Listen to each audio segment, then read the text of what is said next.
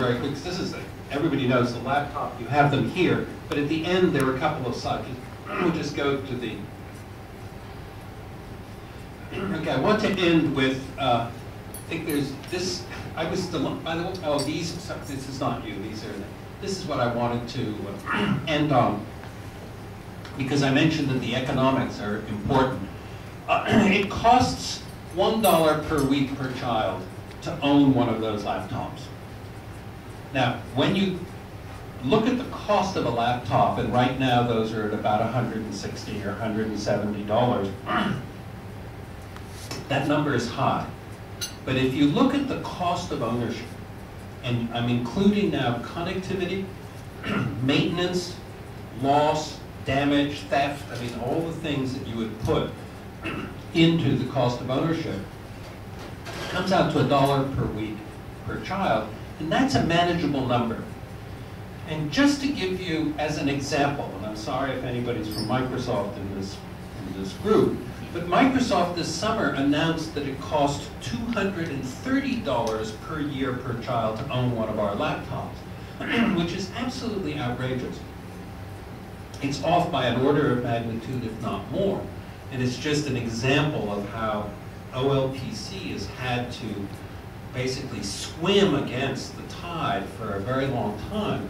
But that cost of ownership, which is very real, we can prove it, we have whole countries that are doing it, is a much more manageable number. And I said 30, it says 40 here, it's somewhere in between, and who cares, the number is so big that probably the difference between 30 and 40 is insignificant. I think the last slide is perhaps the most important, and all I put here are things that I'm constantly asked. I'm constantly asked, can you measure the effect? And my answer to that is, if you have to measure it, it's not worth having done it. If it isn't so big and so obvious, then you shouldn't be doing it. Another thing we get asked all the time is, weren't we hyperbolic in the beginning?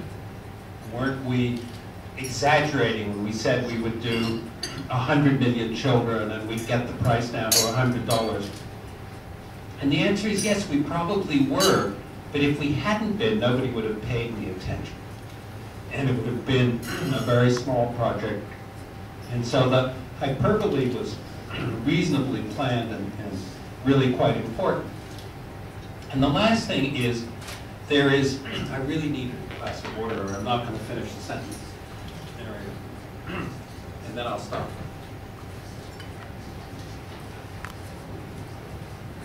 There is an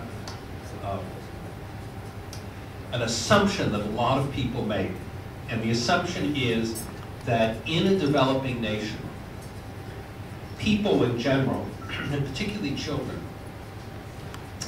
can't be creative because in order to go from poverty to wealth, you need sort of a Singaporeization kind of phenomenon. You need discipline. You need people to work in unison. And the whole notion of being creative in that environment is one that is contradictory. And in some sense, if you look, and I'll pick on Singapore for a moment, if you look at that, Singapore today is asking itself how to be creative. In some sense, how to be like Hong Kong. Because Hong Kong's a much more creative environment than Singapore. And one of the things we're finding when we go into really poor countries is that the children and the teachers, and by extension, I think the society, can be very creative while going through economic growth.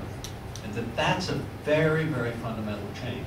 And just that alone is a major contribution, I think, in terms of what one laptop per child has been doing around the world. So, my voice is gone, whether or not I'm over, so I'll pass it back to Tony. Thank you very much.